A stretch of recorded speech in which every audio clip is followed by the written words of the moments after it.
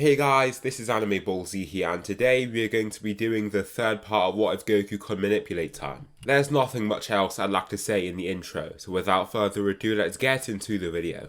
Slick talker since a jit. Winter time, all the time, ooh, yeah. Look at the way that I move, swag. Disrespectful and I'm rude, okay. I had cocaine in the school. With Frieza gone, the Dragon Balls are gathered and Kami is revived by the group, and those killed by Frieza's army are revived back on Earth. However, it's not long before Guru naturally passes away, rendering the Namekian Dragon Balls useless. After these events, Vegeta is left basically directionless. Goku offers to have him healed, and since he has defeated the Emperor Frieza, he begrudgingly gives in. As much as he wants to sulk and hate Kakarot, today is a great day. The maniacal tyrant that is Frieza, along with his entire empire, has fallen. His strongest henchmen, Zarbon and Dodoria, along with his venerable Ginyu force, have all been wiped out, along with Kui. There isn't really a strong warrior except himself for him to work with. Vegeta also decides to follow them back to Earth, where Goku then reveals to him what happened. Planet Vegeta was not destroyed by an asteroid, but Frieza destroyed it himself. The prince can't understand how we know this while he wouldn't. It seems like something he'd be bound to know first. Anyhow, he doesn't hold it against him and doesn't feel like he's lying either. It's something Zarbon or Dodoria would be likely to utter to save their own lives or taunt their enemy. Back on Earth, the group are allowed to rest, and Vegeta goes off to do his own thing. He wants to train to unlock the Super Saiyan power for himself. It irks him to see Goku with such a power while he's just left without it basically. Goku continues training his time manipulation because it's something he can do more passively. It allows him to advance those skills while spending a lot of time with his loved ones. He can now save the states of multiple objects including life forms and use his temporal reloading abilities quite a long time after he initially saved the object. For inanimate objects, he can go several days and still save the object, but it does take a lot out of him. In his sleep, a few months after returning to Earth, he sees something odd. The world in flames, burning like the hot cold bed of a furnace. In this ablaze catastrophe flies two beings with devilish smiles on their faces. A boy and girl with similar faces, and he assumes that they're siblings. They laugh, then shooting even more energy blasts into the ground. The nightmare thrusts him up in his bed, making him hyperventilate from the horrible scene. Is that real? He knows that sight is too bad to be in the past or present. That has to be something that is bound to happen at some point in the future. Who are those people though? How strong would they have to be to cause that much destruction? He feels like after defeating Frieza that he is one of the strongest people out there now. What happens to him in this event? He can't let himself be bogged down with these thoughts. He needs to see more. Beginning a long tedious meditation, he soon enters a calming flow. His breath synchronizes with the wind. His mind becomes totally relaxed. Focusing on the memory, that's when his mind latches onto it. More of these memories are implanted into his brain and can now see two more fighters facing these androids. One with a sword, with hair like Bulma's. However, he seems much stronger than any other human he's seen before. Besides him is somebody with a scar down their face, a muscular warrior. Upon focusing on the appearance of the fighter that he can see, his heart almost sinks into his stomach. He struggles for breath in shock as he falls back onto his hands. His son, Gohan, an adult form of Gohan. He's now hyperventilating seeing this fight. That can't be how the world ends up, can it? After seeing this, Goku must see more. Focusing on meditation and taking control of his foresight, more vague images start to appear again. One of the first images that he sees is him being ruthlessly killed by one of the androids. It isn't the best sight, and he sees his other friends brutally losing their lives too. It's nearly a year and Goku is in big trouble. During this time, he has kickstarted his training and tried his best to get his friends and son on board. He doesn't want to scare them with what is to come, so his enthusiasm to make them train is confusing. Usually he doesn't make them go as hard as they are going now without a good reason for it. With his infinite sensu bean trick, they can train rather intensely too. Even the humans make some great progress from their near instant recovery times. After this though, Goku still feels defeated. The feeling of uncertainty with having no clue how strong these androids will be is almost suffocating. We might need some serious help with this, Goku whispers to himself, distressed by the whole situation. Out in a flat grassland meditating, he starts to feel the grass beneath him whirring. Then he almost feels like energy has been sucked right out of him. It feels weird, like his life force is literally being drained. Inhaling sharply from this odd phenomenon, he then sees a glowing green ball of energy floating ahead. What is this? Goku wonders, reaching up to touch it. Just as he does though, there is a massive blast of air in pretty much all directions. The force behind this blast is so much that even Goku is sent rolling back. Looking up incredulously, he sees this flowing green ball of energy to reveal a black abyss. It's almost like he's looking into the darkness of space without any sun or light to illuminate it. Just the darkness. In seconds though, the portal lights up. Focusing on it, you can see what looks like a lab. What is happening here? Whoa, a blurry figure says from the light. Future Trunks. He steps through the portal, looking around at the verdant grassland surrounding him. He breathes in the clean flowing air with a smile on his face. The past. This must be it, Future Trunks says, before looking back down to Goku stood frozenly. He looks almost frightened upon seeing him, the man that died before he could even remember. Earth's strongest protector, the God of Time. The God of Time, he whispers, whilst Bulma peers in with incredulous eyes. The what now, he asks, perplexed by this odd comment. Before he can say anything more, the portal begins to blur again. Trunks turns upon feeling an emission of energy from the portal and can see it shrinking. Mum, wait, he calls out, rushing straight toward the portal as fast as he can. They were trying to devise a time machine and weren't expecting this portal to open out of nowhere. How will he return to the future without the time machine? Leaping straight at the blurring closing portal, it vanishes just a split second before Future Trunks can reach it. Left to gracelessly crash through the ground, he rolls numerous times before coming to a stop. Not saying another word, he just looks back down to the ground with this distraught look. It's almost like he can't believe what has transpired. I can't get back home, he says, with realization, standing up with blank eyes. I'm so sorry about that. I had no clue that I opened that portal. I didn't even know that I could do that, Goku says, affected by Trunks' dejectedness. Just get me back then. Create another portal. I can't do that. What do you mean you can't do that? Trunks blurts out in a sudden and abrupt outburst. I can't control this power yet, but just give me time. If I try hard enough, I'm sure I could get another portal back to that place. He feels determined to do just that. It's not like spending more time in the past is going to stop Trunks from going to the future. He can manipulate the point in time his portal opens up to. That's fine, I did want to head here anyway. Frieza should be heading here at any time, Trunks states. Frieza? There's no way, I defeated the Emperor months back, Goku replies. No you didn't, Future Trunks says, as they both feel the incoming signatures. Mecha Frieza is on his way. The large spaceship lands in a rocky wasteland and the other Z fighters all come together to see what's happening. Just as Goku thought, he remembers seeing this memory. However, what he saw was slightly different. He saw himself facing Frieza and King Cold without any form of assistance and can't see Future Trunks in any of his memories. This future warrior comes out of nowhere, transforming into a Super Saiyan form to cut down these two people with his razor sharp sword. The others are bemused by this showcasing of power and form. How does this random person have so much power and the transformation that Goku showed back on Namek? Future Trunks himself, instead of Piccolo like before, tells the group of what is to come. With Goku's infinite senzu beans and their sheer resolution, the upcoming training period is grueling. During this time, Goku continues trying to harness this time manipulation. If he can unlock something else, it will give him a great shot at defeating these androids that are to come. 3 years pass, and just for an update, this is the list of Goku's powers. First, he can slow down time and he can also freeze it. Along with that, he has temporal reloading where he can save the state of objects and reload them.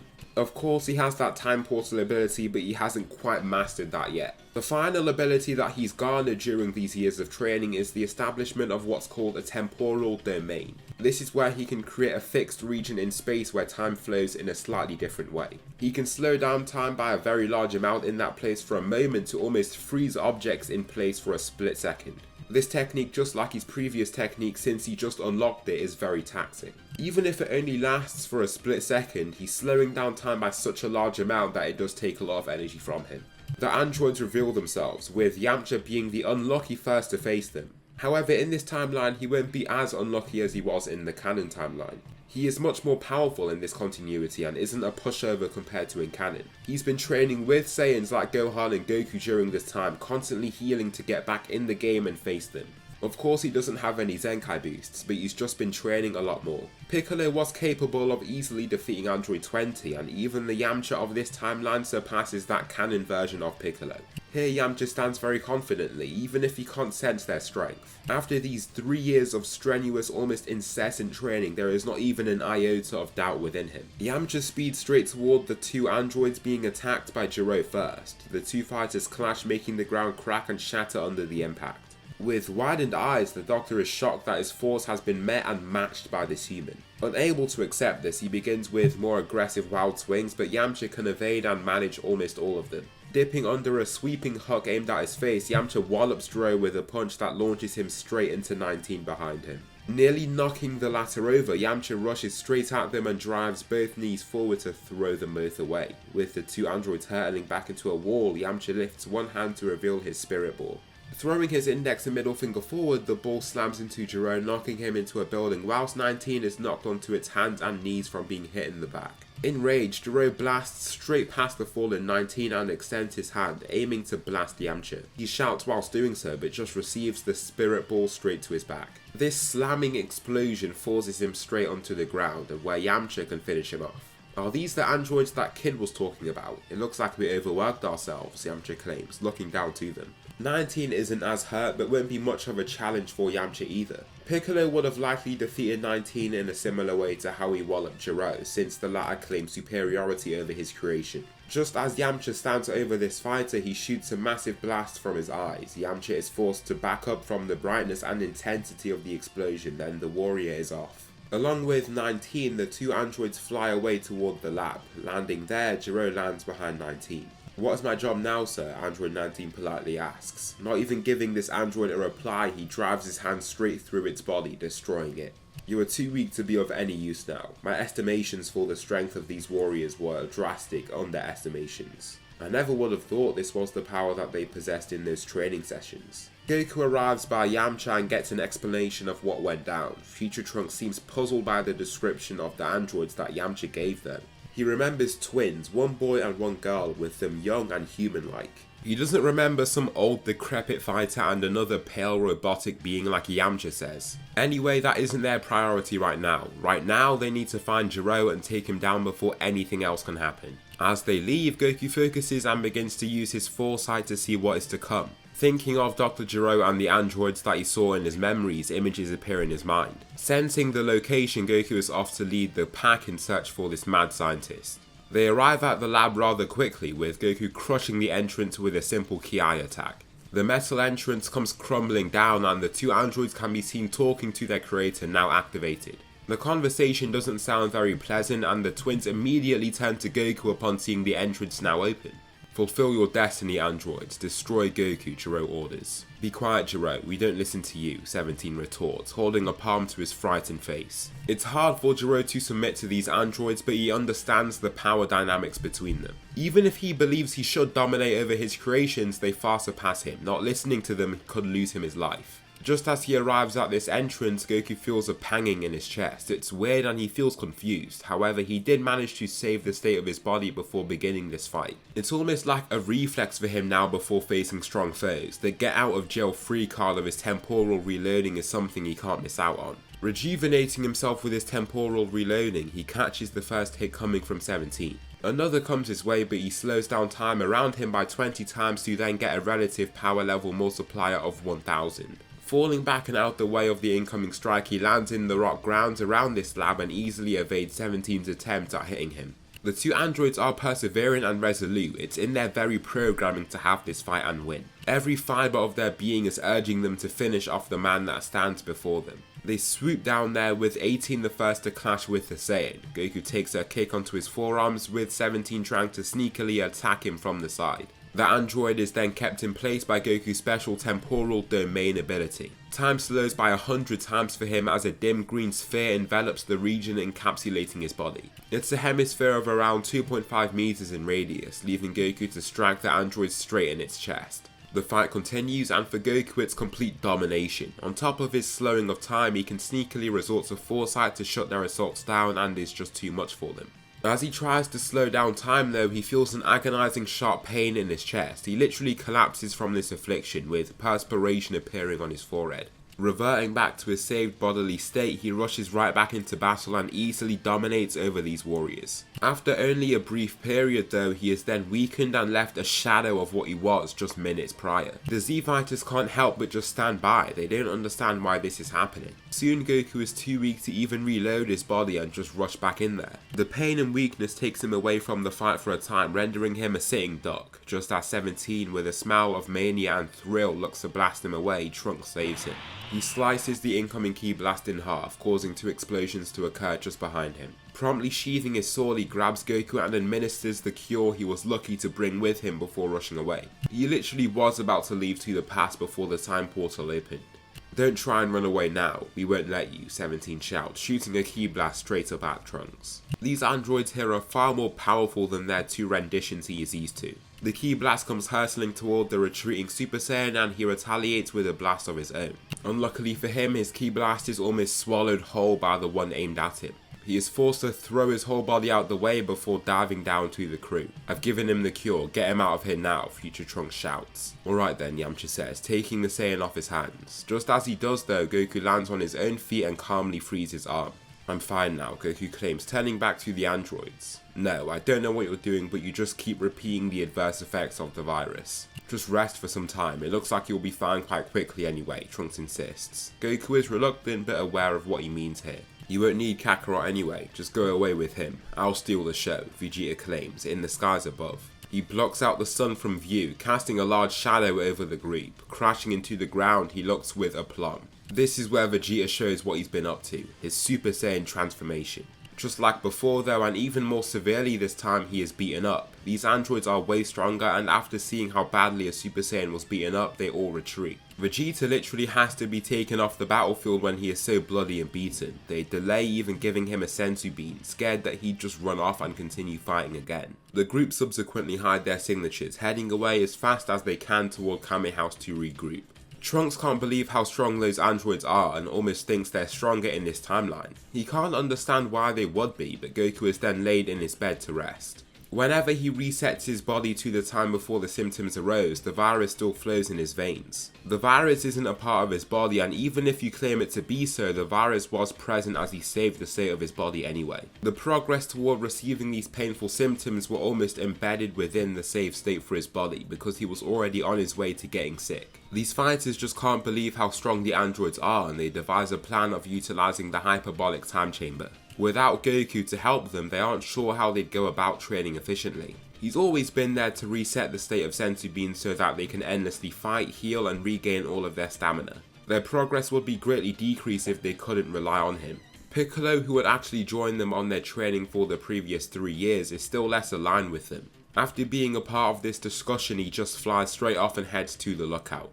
This is where he forces Kami to fuse with him, and the nameless Namekian is born again. This time he is much stronger than he was previously, and from the lookout he senses something, a constant loss of life force. It's weird, and he can sense that this loss of energy is now becoming concentrated at a single point, within a single being. Heading down to the scene, he finds Imperfect Cell. The warrior is disgusting to him and he can't wait to beat it down. "So you're Piccolo," Cell says with his spine-chilling alien voice. "How do you know my name, Beast?" Piccolo demands. "Why, I know the name of every strong fighter on this planet. I am every strong fighter on this planet, mixed together with the best parts of each beautifully blended together, making me." Piccolo's eye twitches and he struggles to understand how that could be the case. Upon studying the signature of this fighter more though, it makes sense. He can feel small portions of those he is most familiar with, those like Goku, Gohan, Krillin and even Frieza. He gives no more time for chit chat though and runs right at his foe. As he approaches Cell though, he sees his opponent gradually but steadily speeding up.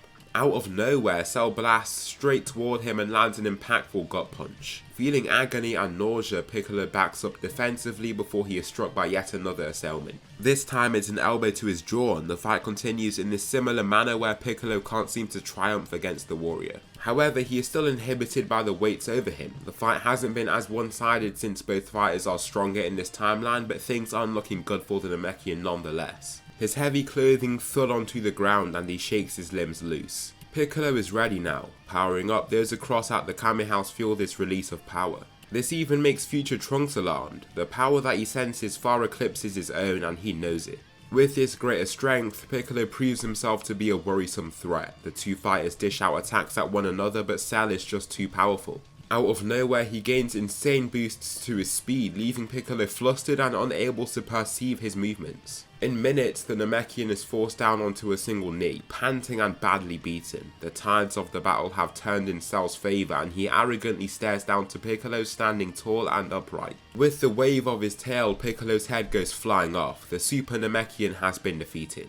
Cell does nothing but smile down at the fallen body, absorbing the Namekian's energy to give himself a substantial power boost. Not a sliver of remorse lays within the bio-android. The others can sense this and are terrified. Piccolo's ki is completely gone and now they can't even begin to think about what the other being is. They sense a dense, strong ki flying across the earth, even nearing them at one point. If they were all to band together to face that thing, they'd even stand no chance. Therefore, they decide to covertly head for the lookout. This is their plan. Even if Goku isn't healthy now, he will be in a few days' time at most. If they let him rest for the first few days in the hyperbolic time chamber, he could be ready to help for the rest of the year. Why are we waiting here on this lookout? You all might be weaker than that thing, but I guarantee that I am not, Vegeta shouts to the group. Everybody stays silent, not wanting to shut down the grandiose saying. You are strong, Vegeta, you really are, but that threat out there is too much right now. We need to stay here and use the chamber to get stronger so that we can beat those things out there, Krillin replies, as if he'd been holding his words back for a while. This claim makes Vegeta's eye twitch. Is this the way of a warrior, to stand back and retreat like a coward? Vegeta flies straight off the lookout, unwilling to look back at those weaklings. Aligning himself with them has been a big mistake. With this, Gohan and Goku enter the chamber and Goku returns to good health only a few days after entering. This gives them both the chance to kickstart their training. Vegeta can sense Cell as he devours the life force of any human in sight. With Piccolo's strength added to his own, he seems a dangerous foe. However, the prince lands in front of him with a sneer. His arms are crossed and he enters his Super Saiyan form right away. Hello there, Prince Vegeta. I knew you'd be the only one foolish enough to face me. Your pride is a veil, masking reality itself from your perception. Foolish enough? I'm the only one powerful enough to face you, Vegeta says, dropping his arms to his sides. I'll have you know my pride is not a mask, it's a power. A Saiyan's greatest asset, he roars, before charging straight at Cell. His first punch is evaded, then he gets hit by his tail straight in his gut. The prince staggers back from the heavy impact with his arms raised in anticipation of any further attacks. However, Cell speed blitzes him using Goku's time slowing, assailing Vegeta with a devastating punch straight to his face. He then continues with his beatdown, Vegeta too hurt and slow to fight back. He receives strike after strike, unable to even see them as they land. All the prince can do now is flail around his arms in desperate swings to keep him away. With time slowed though, Cell can see his useless swings clearly. His mind is also sped up relative to his foe, making his calculations quicker and more useful. Vegeta practically jumps forward with a punch, throwing all of his weight into the attack only for Cell to slip past it with serpentine fluidity. Using this gained impetus, Cell leaves Vegeta on his knees with a kick to his abdominal area. The Saiyan's head drops flat on the ground with his body covered in blood. Streams of blood flow down his face and Vegeta looks up to him one last time. That is when the situation then dawns on him. The fight is over and he's crossed the line with Cell. He's going to die here. In his last moments he gives nothing back but an arrogant smile as an energy blast is shot straight at him. The explosion is mighty and destroys the surrounding area. Cell is quite annoyed by this since there aren't any more humans in the vicinity for him to absorb. Anyhow, he moves on, continuing his search for the rogue androids. In this time the group are distraught. Vegeta is dead, Bulma is left in tears, and after a day the Saiyans emerge from the hyperbolic time chamber. Gohan and Goku clad in ripped apart gi and golden hair, two Super Saiyans teeming with ultimate power. In the same moment, that is when Cell finds them, the naive little androids unbothered by his presence. The three androids look into the sky after activating Android 16 following their fight against Goku and Vegeta. Android 16 is the one with the most accurate view, with several readings appearing over the flying fighter. However, none of his internal systems give him much information. I don't know who this person is. He isn't showing up in any of my databases, Android 16 monotonously announces. Cell lands before them, overjoyed at their presence. Oh, I never thought I'd see you guys here. This is unbelievable, he says, almost laughing from glee. What are you? Android 17 firmly asks, confused by this alien being's approach. I'm Cell and you androids are my food, Cell says, before charging straight at them. Grabbing 17, he then notices Android 16 dashing toward him in the corner of his eye. He then decides to slow down time so that he pulls himself and 17 out the way. Backing away with great speed, there's only one thing that 16 can do now. Ripping his arm straight off, he begins using Hell's Flash to shoot up numerous blasts straight at Cell. 17's body has already been totally absorbed and the spherical shield envelops him. The transformation has begun and semi-perfect Cell is born. He shoots straight down to the pair of androids, both terrified of the incoming fighter. He grabs 16's head, crushing it with just the squeezing of his hand to then move on to the final android. Absorbing her, Cell is granted the power that he's longed to have, perfection. Perfect Cell is born and he is given a smaller but far more powerful body than the one he just had. He throws out a few punches and kicks to test out his new strength, stretching his wrists and limbs with a smile on his face. Seconds after checking out his new body, Goku and Gohan land ahead of him. Both fighters are back to their full strength after using senzu beans. A handful remain in Goku's pocket in case he must resort to them at any given moment. Goku, Gohan, Cell blankly states, looking at each of them as he addresses them. Just as they rehearsed, Gohan is the first to fight. He speeds past his father, swinging a kick straight at the perfect warrior's face. Cell blocks this hit, tracking Gohan as he rushes straight past him and tries to attack him from another unique angle. Gohan pounces at this position, but Cell leaps right over his attack easily. The two fighters continue their light trail of blows, with Cell seemingly unbothered by his power. Gohan shouts, powering up as he shoots straight for the perfect warrior yet again. The Z fighters have now followed, eager to see how the Saiyans are faring against Cell. It fills the spectators with awe to see two strong fighters, making them try their hardest just to see how they move. I never knew the gap between us and them could grow this much. The difference between Gohan today and yesterday is like night and day, Krillin says, with his eyes flicking from side to side in an attempt to track the fighters. Landing back down on the ground, Gohan stretches before charging up his power. Now, to show you my full power, Cell, Gohan roars. His power seems to continue to climb, and Cell's smile only grows as he continues to watch his transformation. Gohan's hair lifts and he lets out one final roar to complete his ascension into Super Saiyan 2.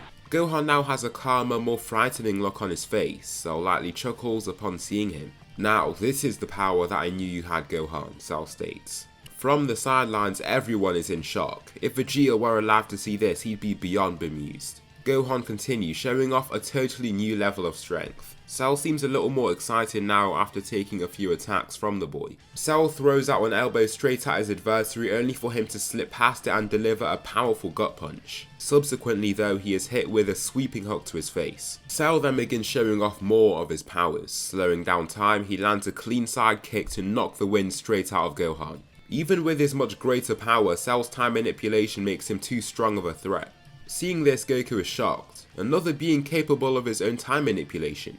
It makes sense, since he could see Cell constantly changing speeds as the fight went on. He was resorting to time manipulation as he fought to give himself more relative power. How is Gohan going to beat Cell? He's only toying with him, but he's going all out, Tien asks. I'm not sure. Gohan surpassed me when comparing bases. He actually did a while ago, but Cell has my powers. He has all our powers. He can slow time to make him faster for everyone else, Goku explains. Gohan, now panting and accruing graver and graver damage as time passes, doesn't have many options left. Cell can see this, and with nobody in his way, looks to finish the job off. He leaps straight at the weakened Gohan, only to play right into Goku's hands. His arms are lifted and a translucent green hemispherical region encases Cell. Goku in Super Saiyan rushes straight past his son and hits Cell straight in the face with an elbow. Swinging his way through for the attack, Cell is sent spinning numerous times before he finally lands back on his feet. Your fight is with me now, Cell. So that will conclude the third part of what if Goku could manipulate time. Please tell me something you liked about this video or something that I should improve on for the next one. Thanks so much for watching, and I'll see you in the next video.